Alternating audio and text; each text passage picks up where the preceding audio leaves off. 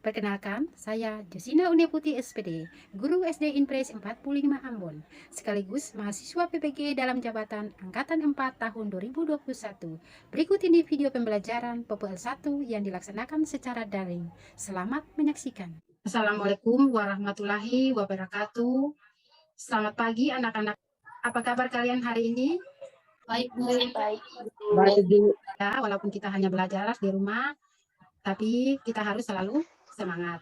Sebelum kita memulai pembelajaran kita di pagi ini, marilah kita berdoa terlebih dahulu supaya pembelajaran yang kita lakukan ini dapat berjalan dengan lancar dan dapat bermanfaat bagi kita semua. Bisa? Teman-teman, sebelum kita belajar hari lagi, kita mulai. Terima kasih, Kwinsa. Nah, anak-anak, Ibu Guru mau cek dulu apakah kalian sudah mengisi absen. Linknya Ibu sudah kirim di grup WA. Sudah, Bu. Sudah, Bu. Nah, baik anak-anak semua. Sebelum belajar, Ibu Guru mau cek dulu. Ada yang masih ingat pembelajaran kita di hari kemarin? Masih, Bu. Kasih, Bu. Coba Grace. Pembelajaran kemarin tentang sila kedua, Bu. Baik. Sila kedua itu bunyinya apa ya? Kemanusiaan yang adil dan beradab, Bu. Baik. Kalau sila kemanusiaan yang adil dan beradab, itu dilambangkan dengan Rantai emas. syukurlah kalian masih ingat pembelajaran kita yang kemarin. Hari ini kita akan belajar tema 4, subtema 3, pembelajaran 4. Nah, anak-anak sekalian, Ibu Guru izin share ya. Sudah kelihatan? Sudah, Bu. Tujuan pembelajaran kita di hari ini, yang pertama, setelah kegiatan membaca, kalian mampu menguraikan pendapat pribadi tentang buku sastra atau cerita yang dibaca. Yang kedua, melalui kegiatan membaca, kalian mampu menganalisis pendapat pribadi tentang isi buku sastra atau cerita yang dibaca. Menunjukkan makna hubungan simbol-simbol dengan sila-sila Pancasila sebagai satu kesatuan dalam kehidupan sehari-hari. Yang kedelapan, menentukan makna hubungan simbol dengan sila-sila Pancasila sebagai satu kesatuan dalam kehidupan sehari-hari. Nah, anak-anak, sebelum kita lanjutkan pembelajaran kita, mari kita sama-sama mendengarkan lagu yang Ibu Guru tampilkan lewat video.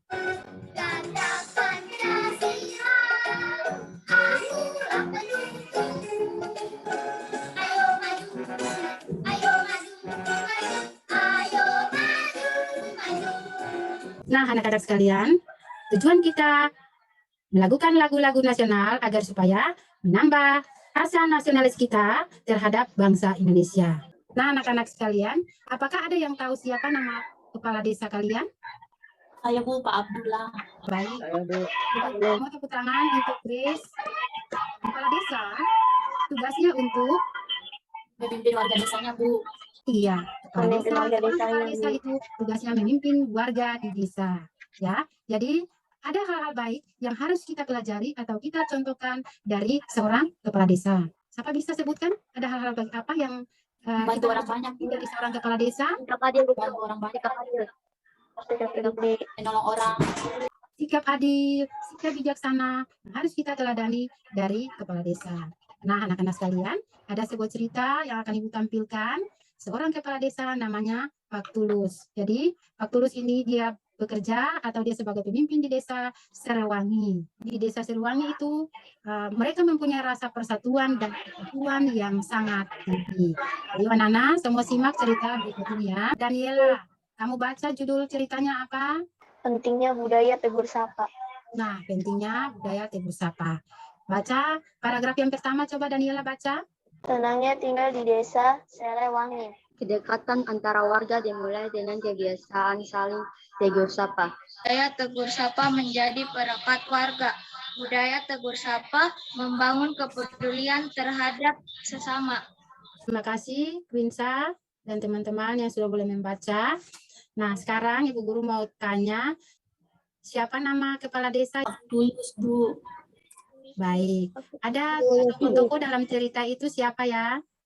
Pak Tulus, Nenek Ija, dan warga. Ya, baik. Pak Tulus ini dia seorang kepala desa yang sangat adil dan bijaksana. Nah, sekarang Ibu Guru mau tanya dulu. Coba Ebi, menurut kamu, bacaan tadi menggambarkan sikap-sikap yang bagaimana?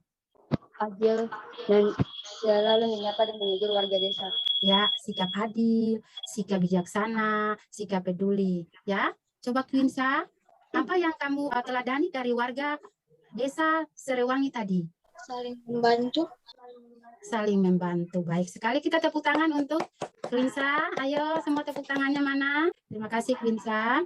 Jadi, warga desa Serewangi mereka sangat kompak. Mereka punya sikap peduli, sikap saling tolong-menolong, saling membantu. Itu sesuai dengan pengamalan sila-sila dari Pancasila. Ya, jadi apa yang harus kita teladani dari desa Serewangi adalah sikap peduli, peduli kepada sesama, peduli kepada orang-orang yang sangat membutuhkan. Ya, kita harus mencontohi seorang kepala desa yang tadi Pak Tulus itu. Ya, kepala desa itu dia sangat adil. Dia tidak membedakan mana itu orang yang kaya, mana itu orang yang miskin. Dia sangat peduli dengan warga desanya. Kepala desa ini juga dia melakukan segala sesuatu itu ada aturan-aturan di desa. Ya, jadi warga desa itu harus kompak sesuai dengan ada aturan-aturan yang ada di desa. Begitu juga dengan kalian di rumah atau di sekolah, pasti ada aturan-aturan yang harus kita lakukan. Ya, seperti contohnya seperti di rumah.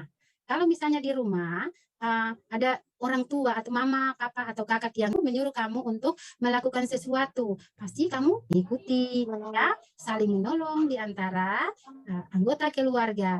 Begitu juga dengan di sekolah, ya. Kalau ada kegiatan-kegiatan yang dilakukan di sekolah, pasti kita harus saling membantu, ya. Contohnya seperti di sekolah, misalnya kegiatan diskusi misalnya, ya.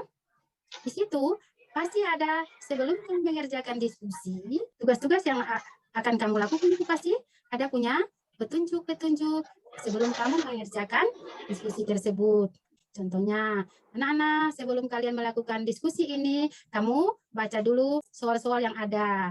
Kemudian selesai membaca, baru kamu kerjakan soal-soal yang ada. Jadi kalau kita mau melakukan sesuatu, pasti ada langkah-langkah atau petunjuk yang akan kita baca atau kita simak sebelum kita melakukan sesuatu. Nah, anak-anak, teks petunjuk di sini kalian perhatikan. Di sini teks petunjuk adalah teks yang memberikan arahan agar tujuan dan hasil yang diharapkan dapat tercapai. Contohnya petunjuk melakukan atau petunjuk menyalakan televisi. Oleh karena itu diperlukan petunjuk yang jelas dalam melakukan segala sesuatu. Ciri-ciri teks petunjuk yang pertama itu berisi cara menggunakan atau melakukan sesuatu. Ya. Yang kedua disajikan secara runtut. Ya, jadi secara runtut artinya secara berurutan. Ya, jadi yang pertama ikut urutannya. Yang pertama ya colokan kabel ke stop kontak. Yang kedua dan seterusnya. Jadi harus runtut atau harus berurutan. Yang ketiga menggunakan kalimat perintah yang jelas.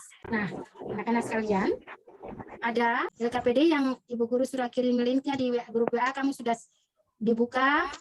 Sudah, Bu. Sudah, Bu. Nah, sebelum kamu mengerjakan LKPD yang sudah di-share lewat grup WA, kamu saksikan dulu petunjuk penggunaan kipas angin lewat video yang Ibu Guru tampilkan. Petunjuk penggunaan kipas angin.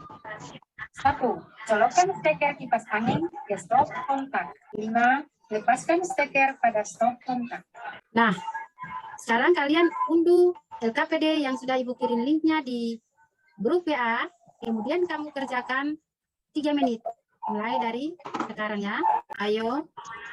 Petunjuk penggunaan rice cooker. Pertama, masukkan beras yang telah dicuci ditambah air secukupnya. Kedua, pasangkan steker atau colokan rice cooker pada stop kontak. Ketiga, pastikan tegangan rice cooker sama dengan tegangan listrik di rumah. Keempat, tekan tombol on atau tombol power. Dan yang terakhir, angkat nasi setelah 30 menit. Baik, semua tepuk tangan untuk kelompok Grace. Terima kasih kelompok Grace. Hari sama-sama kita semua melakukan ice breaking. Kita tepuk semangat dulu. Tepuk semangat. Semangat.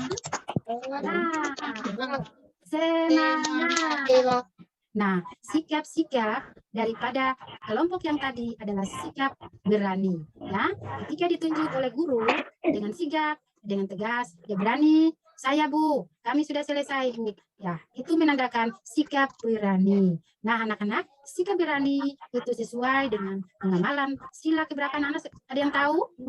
Ketiga Bu. Sila ketiga, Bu. Iya, terima kasih anak-anak. Baik, sila ketiga, ini bunyinya, ya, siapa yang bisa? Ayo. Persatuan Indonesia. Iya, terima kasih anak-anak. Sila Persatuan Indonesia dilambangkan dengan apa anak-anak? Ada yang tahu? Pohon beringin. Pancasila adalah dasar negara Indonesia. Pancasila ini dia berisi 5 sila atau 5 dasar. Jadi, contoh, sikap peduli pada orang sakit yang tadi seperti Pak Tulus, saling menegur dan menyapa orang lain, berani, rela berkorban, ya, merupakan sikap-sikap yang harus kita teladani sesuai dengan sila ketiga dari Pancasila.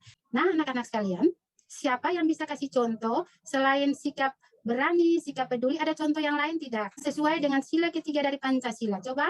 Tidak membedakan ras dan fisik.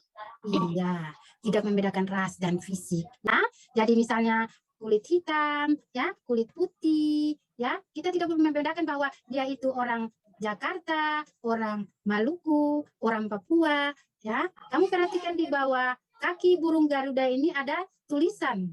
Di situ ada tulisan apa? Bhinneka Tunggal Ika, Bu. Iya, baik. Tepuk tangan untuk kita semua. Siapa yang tahu ya?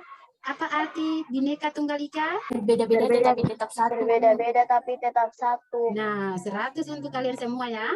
Berbeda-beda tetapi tetap satu. Jadi, kita sebagai warga negara Indonesia, ya, kita semua bernaung di bawah burung Garuda, ya. Lambang negara Indonesia ini. Di bawahnya ada tertulis, ya, Bhinneka Tunggal Ika, berbeda-beda tetapi tetap satu, bangsa Indonesia. Nah, sikap-sikap yang harus kita teladani dari Pak Tulus, seorang kepala desa yang tadi, dan warganya itu mencerminkan nilai-nilai yang harus kita teladani, yaitu sikap saling peduli, saling membantu sesama yang membutuhkan. Gambar apa ini anak-anak? Pohon beringin. Pohon beringin. Nah, hubungan simbol dengan makna sila ketiga Pancasila adalah simbol sila ketiga Pancasila bermakna rakyat Indonesia dapat berlindung di bawah negara Indonesia. Jadi, kamu lihat bentuknya itu rindang, ya, ya besar, menggambarkan bahwa seluruh bangsa Indonesia ini dapat bernaung di bawah negara Indonesia. Anak-anak, akar-akar yang tergantung banyak itu artinya terdiri dari berbagai macam ras, suku, etnis, dan budaya. Pengamalan sila ketiga Pancasila dalam kehidupan sehari-hari. Contohnya di lingkungan keluarga. Nah, seperti saling menyayangi, menghormati, dan bekerja sama dengan anggota keluarga. Sekarang di lingkungan sekolah, contohnya seperti apa? Tidak boleh menghina warna kulit teman. Iya, 100 untuk Putri ya. Kemudian ada juga di lingkungan masyarakat. Contohnya seperti kita harus ikut dalam menjaga lingkungan sekitar tempat kita tinggal.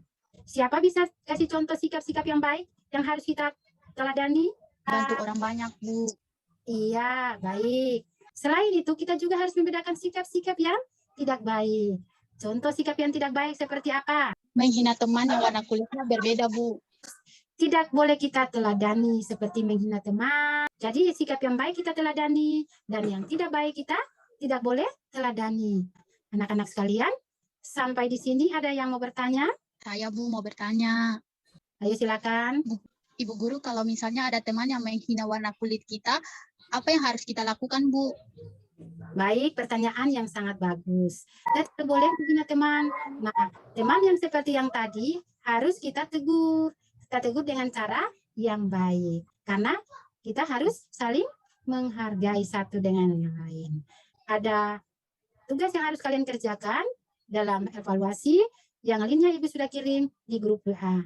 Jadi kesempatannya hanya 5 menit. Kamu kerjakan ya, mulai dari sekarang.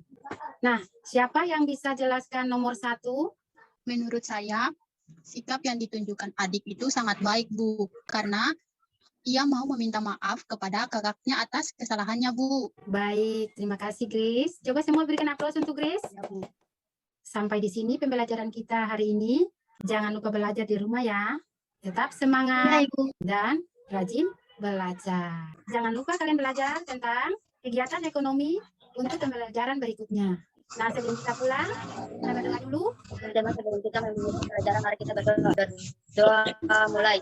Doa selesai. Terima kasih Edi. Terima kasih anak-anak. Hari ini kita sudah boleh belajar. Terima kasih.